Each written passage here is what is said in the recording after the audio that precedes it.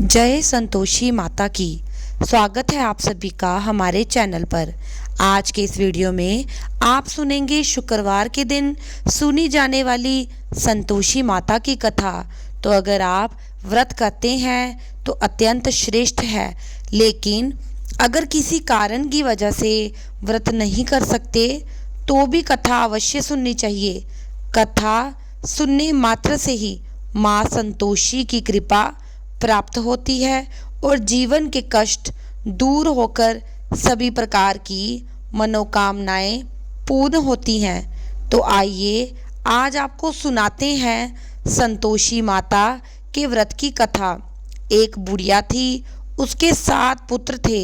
6 कमाने वाले थे, एक निकम्मा था। बुढ़िया माँ 6 पुत्रों की रसोई बनाती, भोजन कराती और पीछे से जो कुछ बचता वो 7वें को देती। परंतु ये बड़ा भोला भाला था, मन में कुछ भी विचार नहीं करता। एक दिन अपनी बहू से बोला, देखो मेरी माता मुझ पर कितना प्यार करती है। वो बोली, क्यों नहीं, सबका जूठा बचा हुआ तुमको खिलाती हैं। तो वे बोला, ऐसा नहीं हो सकता, मैं जब तक अपनी आंखों से नहीं देखूंगा तब तक नहीं मान सकता। तो बहू ने हंसकर कहा, ठीक है, देख लोगे तब तो मान जाओगे। कुछ दिन बाद बहुत बड़ा त्योहार आया। घर में 7 प्रकार के भोजन और चूरमा के लड्डू बने।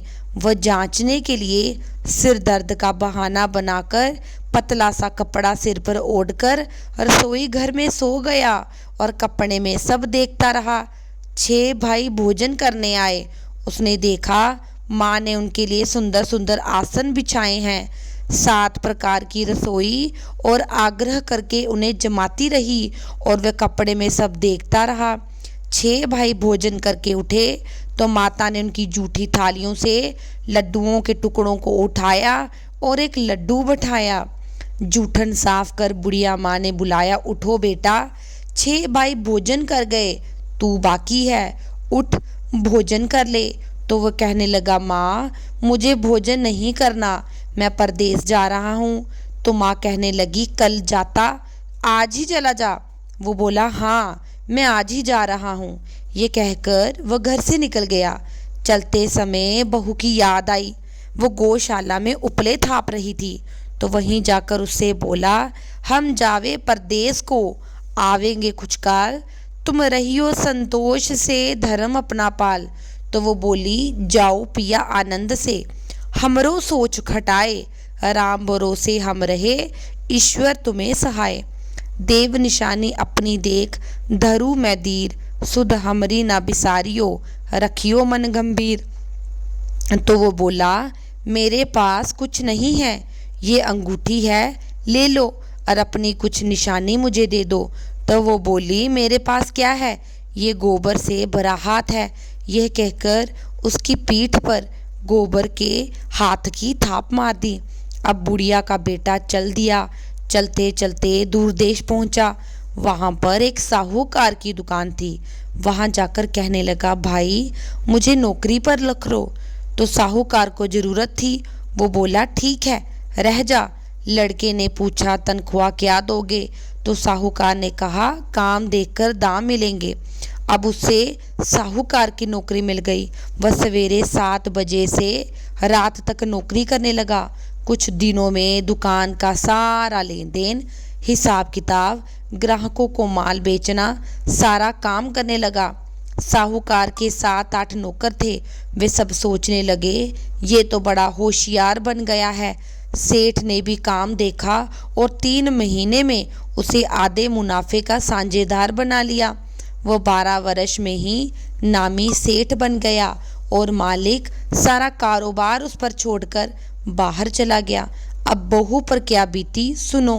सास ससुर उसे दुख देने लगे। सारी गृहस्थी का काम करा के उसे लकड़ी लेने जंगल भेजते।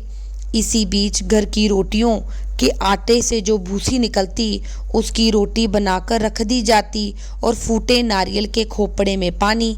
इस तरह दिन बीत रहे थे। एक दिन वह लकड़ी लेने जा रही थी कि रास्ते में बहुत सी स्त्रियां संतोषी माता का व्रत करती दिखाई दी। वो वहां पर खड़ी होकर कथा सुनकर बोली, बहनों, ये तुम किस देवता का व्रत कर रही हो और वे इसके करने से क्या फल मिलता है? व्रत करने की क्या विधि है? यदि तुम अपने इस व्रत का विधान मुझे समझाकर कहोगी तो मैं तुम्हारा बहुत एहसान मानूंगी। तब उनमें से एक स्त्री बोली, सुनो, ये संतोषी माता का व्रत है।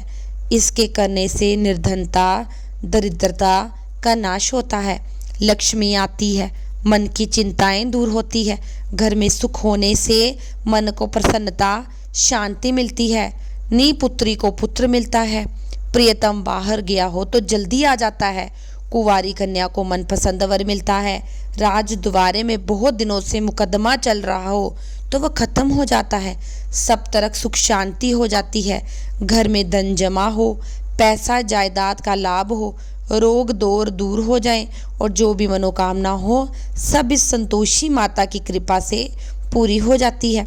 इसमें संदेह नहीं है। वह पूछने लगी, ये व्रत कैसे किया जाता है, ये भी बताओ तो बड़ी कृपा होगी।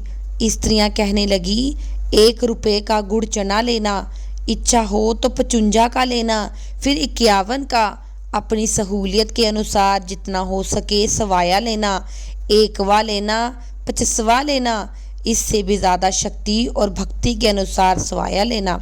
हर शुक्रवार को निराहार रहकर कथा कहना, ये सुनना, इसके बीच क्रम टूटे नहीं, लगातार नियम का पालन करना।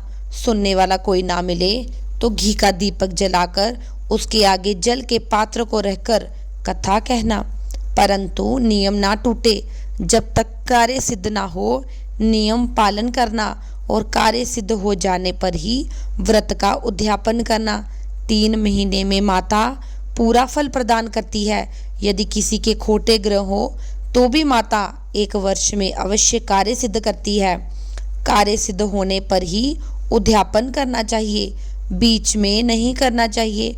उद्यापन में आए 6 आटे का खाजा, इसी नाप से खीर तथा चने का साग बनाना, 8 लड़कों को भोजन कराना, जहाँ तक मिले देवर, जेठ, भाई, बंधु, कुटुंब के लड़के लेना, ना मिले तो रिश्तेदारों और पड़ोसियों के लड़के बुलाना, उन्हें भोजन कराना, यथाशक्ति दक्षिणा देकर माता का नियम पूरा करना और इस धन घर में कोई खटाई ना खाए, इस बात का ध्यान रखना। ये सुनकर बुढ़िया के लड़के की बहू चल दी। रास्ते में लकड़ी के भोज को बेच दिया। उसने उन पैसों से गुड़ चना लेकर माता के व्रत की तैयारी शुरू की और आगे चली। सामने मंदिर देखकर पूछने लगी, ये मंदिर किसका है? सब लोग कहने लगे, ये संतोषी माता का मंदिर है। ये सुनकर माता के मंदिर में जाकर माँ के चरणों में लौटने लगी, दीन होकर विनती करने लगी, माँ, मैं निपट मूर्ख हूँ, व्रत के नियम नहीं जानती, मैं बड़ी दुखी हूँ। हे माता, जगत जननी, मेरे दुख दूर करो, मैं तेरी शरण में हूँ। माता को दया आई। एक शुक्रवार बीता कि दूसरे शुक्रवार को ही इसके पति का पत्र आया और तीसरे को उसका भेजा हुआ पैसा आ पहुँचा। ये देखकर जेठानी मुंह सिकुड़ने लगी, इतने दिनों में इतना पैसा आया, इसमें क्या बड़ाई है? लड़के ताना देने लगे। काकी के पास अब पत्र आने लगे, रुपया आने लगा। अब तो काका की खातिर बढ़ेगी, अब तो काकी बुलाने से नहीं बोलेगी। इस प्रकार के वचन कहने लगे। बेचारी सरलता से बोली, भैया, पत्र आवे रुपया आवे तो हम सबके लिए अच्छा है। ऐसा कहकर आंखों में आंसू भरकर संतोषी माता के मंदिर में आकर मातेश्वरी के चरणों में गिरकर रोने लगी। माँ, मैंने तुमसे पैसा नहीं मांगा, मुझे पैसे से क्या काम, मुझे तो अपने सुहाग से काम है। मैं तो अपने स्वामी के दर्शन और सेवा मांगती हूँ। तब माता ने प्रसन्न होकर कहा, जा बेटी, तेरा स्वामी आएगा। ये सुनकर खुशी से बावली हो गई। घर में जाकर काम करने लगी। अब संतोषी माँ सोचने लगी, इस पुत्री को मैंने कह तो दिया कि तेरा पति आएगा, पर आएगा कहाँ से? वह तो इसे सपने में भी याद नहीं करता। उसे बुलाने के लिए तो मुझे ही उसके पास जाना पड़ेगा। तो माता ने क्या किया, अब उसके पास चली गई और बुढ़िया के बेटे को सपने में जाकर प्रकट होकर कहने लगी, साहूकार के बेटे, सोता है या जागता है? वो बोलता, माता मैं सोता भी नहीं जागता भी नहीं, बीच में हूँ, कहिए क्या आज्ञा है। तो माँ कहने लगी, तेरा घर बार कुछ नहीं है? बोला, मेरे पास सब कुछ है, माता पिता भाई बहन बहू, क्या कमी है? माँ बोली, भोले पुत्र, तेरी स्त्री घोर कष्ट उठा रही है, माँ बाप उसे दुख दे रहे हैं, वह तेरे लिए तरस रही है, तू उसकी सुध ले। वो बोला, हाँ माता ये तो मुझे मालूम है, परंतु मैं जाऊं तो जाऊं कैसे? परदेश की बात है, लेन देन का कोई हिसाब नहीं, जाने का कोई रास्ता नजर नहीं आता, कैसे चला जाऊं? माँ कहने लगी, मेरी बात मान, सवेरे नहा धोकर संतोषी माता का नाम ले, घी का दीपक जलाकर दंडवत करके दुकान पर बैठ जा, देखते देखते तेरे लेन देन सब चुक जाएगा, जमा माल बिक जाएगा, सांझ होते होते धन का ढेर लग जाएगा। वह सवेरे सुबह जल्दी उठकर स्नान करके संतोषी माता को दंडवत कर घी पका दीपक जलाकर दुकान पर बैठ गया। थोड़ी देर में वो क्या देखता है कि देने वाले रुपया लाए, लेने वाले हिसाब लेने लगे। कोठे में भरे सामानों के खरीददार नगद दाम में सौदा करने लगे। शाम तक धन का ढेर लग गया। माता का चमत्कार देखकर उसका मन प्रसन्न हो गया और प्रसन्न मन से माता का नाम लेकर घर जाने के लिए कपड़े गहने खरीदने लगा और वहां से काम निपटाकर घर को रवाना हुआ। वहां बहू बेचारी जंगल में लकड़ी लेने जाती, लौटते वक्त माँ के मंदिर में विश्राम करती, जो उसका रोज का रुकने का स्थान था। दूर से धूल उड़ती देख वो माता से पूछती है, माता ये धूल कैसी उठ रही है? तो माँ कहती है, पुत्री तेरा पति आ रहा है, अब तू ऐसा कर, लकड़ियों के 3 बोझ बना ले, एक नदी के किनारे रख, दूसरा मेरे मंदिर पर और तीसरा अपने सिर पर रख। तेरे पति को लकड़ी का गट्टा देखकर मोह पैदा होगा, वो वहां रुकेगा, नाश्ता पानी बनाकर माँ से मिलने जाएगा। तब तू लकड़ियों का बोझ उठाकर घर जाना और बीच चौक में गट्टा डालकर 3 आवाजें जोर से लगाना, लो सासू जी लकड़ियों का गट्ठा लो, भूसे की रोटी दो, नारियल के खोपड़े में पानी दो, आज कौन मेहमान आया है। माँ की बात सुनकर बहू बहुत अच्छा माता जी कहकर प्रसन्न हो लकड़ियों के 3 गट्ठे ले आई, एक नदी के तट पर, एक माता के मंदिर पर रखा। इतने में ही एक मुसाफिर आ पहुंचा। सूखी लकड़ी देख उसकी इच्छा हुई अब यहीं पर विश्राम करे और भोजन बना खाकर गांव जाए। इस प्रकार भोजन बना विश्राम कर वो गांव को गया, सबसे प्रेम से मिला। उसी समय बहू सिर पर लकड़ी का गट्ठा ले आई। लकड़ी का भारी बोझ आंगन में डालकर जोर से 3 आवाजें देती हैं, लो सासू जी लकड़ी का गट्ठा लो, भूसे की रोटी दो, नारियल के खोपड़े में पानी दो, आज कौन मेहमान आया है। ये सुनकर उसकी सास बाहर आकर अपने दिए हुए कष्टों को भुलाने हेतु कहती है, बहू ऐसा क्यों कहती हो, तेरा पति ही तो आया है, आ बैठ, मीठा भात खा, भोजन कर, कपड़े गहने पहन। इतने में आवाज सुनकर उसका स्वामी बाहर आता है और अंगूठी देकर व्याकुल होकर माँ से पूछता है, माँ ये कौन है? तो माँ कहती है, बेटा ये तेरी बहू है, आज 12 वर्ष हो गए, जब से तू गया है तब से सारे गांव में जानवर की तरह भटकती है, कामकाज घर का कुछ नहीं करती, 4 समय आकर खा जाती है, अब तुझे देखकर भूसे की रोटी और नारियल के खोपड़े में पानी मांगती है।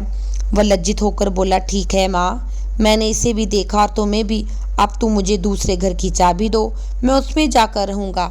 माँ ने कहा, ठीक है जैसे तेरी मर्जी। ये कहकर माँ ने चाबी का गुच्छा पटक दिया।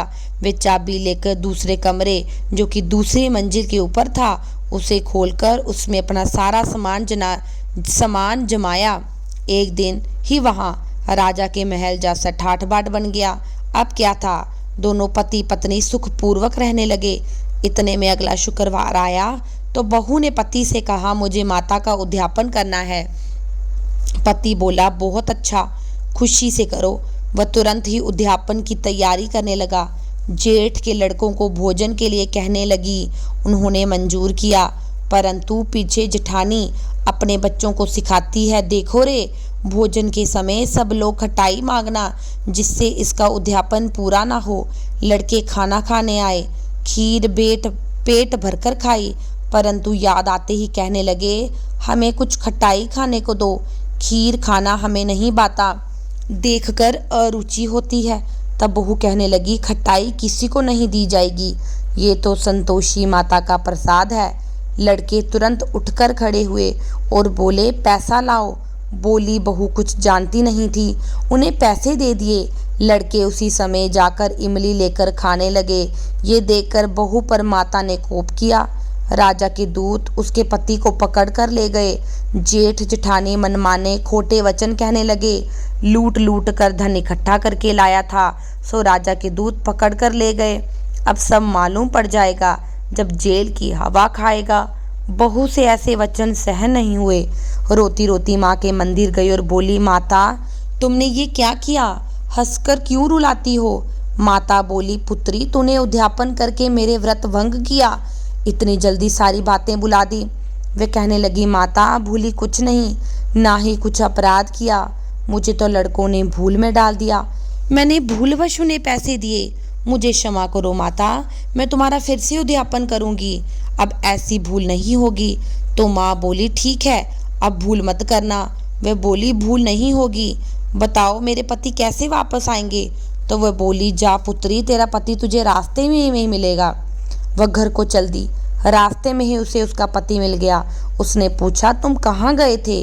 वह कहने लगा, इतना धन कमाया था, उसका टैक्स भरने राजा के पास गया था। वो प्रसन्न होकर बोली, भला हुआ, अब घर चलो। कुछ दिन बाद फिर शुक्रवार आया। वे बोली, मुझे माता का उद्यापन करना है। पति ने कहा, ठीक है करो। फिर से जेठ के लड़कों को भोजन के लिए कहने गई। जेठानी ने पहले तो एक दो बातें सुनाई, फिर अपने लड़कों को सिखाया कि तुम खटाई मांगना पहले। तो लड़के कहने लगे, हमें खीर खाना नहीं बाता, जी बिगड़ता है, कुछ खटाई खाने को दो। तो वो बोली, खटाई खाने को नहीं मिलेगी, खाना हो तो खाओ। ऐसा कहकर वह ब्राह्मण के लड़कों को लाकर भोजन कराने लगी। यथाशक्ति दक्षिणा की जगह एक एक फल दिया। इससे संतोषी माता प्रसन्न होकर उसे 9वें महीने चंद्रमा के समान सुंदर पुत्र प्राप्त हुआ। अब वह पुत्र को लेकर प्रतिदिन माता के मंदिर में जाने लगी। एक दिन माँ ने सोचा, ये रोज आती है, आज क्यों ना मैं ही इसके घर चलूं, इसका घर देखूं तो सही। ऐसा विचार कर माँ ने भयानक रूप बनाया। गुड़ और चने से सना मुख, ऊपर से सूंड के समान होंठ, उस पर मक्खियां भिनभिना रही थी। दहलीज में पांव रखते ही उसकी सास चिल्लाई, देखो रे कोई चुड़ैल आ रही है, लड़कों इसे भगाओ, नहीं तो ये सभी को खा जाएगी। लड़के डरने लगे, चिल्लाकर खिड़की बंद करने लगे। छोटी बहू रोशनदान से देख रही थी, प्रसन्नता से पगली होकर चिल्लाने लगी, आज मेरी माता मेरे घर आई है। ऐसा कहकर बच्चे को दूध पिलाने से हटाती है। इतने में सास का क्रोध फूट पड़ा। बोली, देखो कैसे उतावली हुई, जो बच्चे को पटक दिया। इतने में माँ के प्रताप से जहाँ देखो लड़के ही लड़के नजर आए। वे बोली, माँ जी, मैं जिनका व्रत करती हूँ ये वो संतोषी माता है। इतना कहकर झट से सारे घर के किवाड़ खोल दिए। सबने माता के चरण पकड़ लिए और विनती करके कहने लगे, माता हम मूर्ख हैं, हम पापी हैं, आपके व्रत की विधि हम नहीं जानते, आपका व्रत भंग करके हमने बहुत बड़ा अपराध किया। हे माता, आप हमारा अपराध क्षमा करें। इस पर माता प्रसन्न हुई। माता ने बहू को वरदान दिया, सबको क्षमा किया। हे माता, आपने जैसा बहू को फल दिया वैसा सबको दें। जो इस कथा को पढ़े सुने सबके मनोरथ पूर्ण हो। बोलिए संतोषी माता की जय। अब हम करते हैं संतोषी माता की आरती। जय संतोषी मैया, मैया जय संतोषी माता, अपने सेवक जन की सुख संपत्ति दाता। जय संतोषी माता, सुंदर चीर सुनहरी, मादर न हीरा, पन्ना धमके तन को श्रृंगार लियो किन्हा। ओम जय संतोषी माता। गेरू लाल छटा छवि वदन कमल सोहे। मंद हसत करुणामयी त्रिभुवन मन मोहे। ओम जय संतोषी माता। स्वर्ण सिंहासन बैठी चवर ढुरे प्यारे। धूप दीप मधुमेवा भोग धरे न्यारे। ओम जय संतोषी माता। गुण गुड़ और चना परम प्रिय ताम संतोष कियो। संतोषी कहलाई भक्तन वैभव दियो। ओम जय संतोषी माता। शुक्रवार प्रिय मानत आज दिवस सोही। भक्त मंडली आई कथा सुनत मोहो। जय संतोषी माता। मंदिर जगमग ज्योति मंगल छवि छाई। विनय करे हम बालक चरणन सिर नाई। ओम जय संतोषी माता। भक्ति भावमय पूजा अंगीकृत कीजे। जो मन बसे हमारे इच्छित फल दीजे। ओम जय संतोषी माता। दुखी दरिद्रता रोग संकट मुक्त करो। मैया संकट मुक्त करो। बहु धन्य भरे घर सुख सौभाग्य दिए। ओम जय संतोषी माता। ध्यान धरे जो नर तेरो मन वांछित फल पायो। पूजा कथा श्रवण कर घर आनंद आयो। ओम जय संतोषी माता। जय संतोषी माता। मैया जय संतोषी माता। शरण गहे की लज्जा रखियो जगदम्बे। ओम जय संतोषी माता। संकट तुम ही निवारो दयामयी माँ। अम्बे जय दयामयी माँ। जो कोई जन गावे आरती रिद्धि सिद्धि सुख संपत्ति पावे। ओम जय संतोषी माता।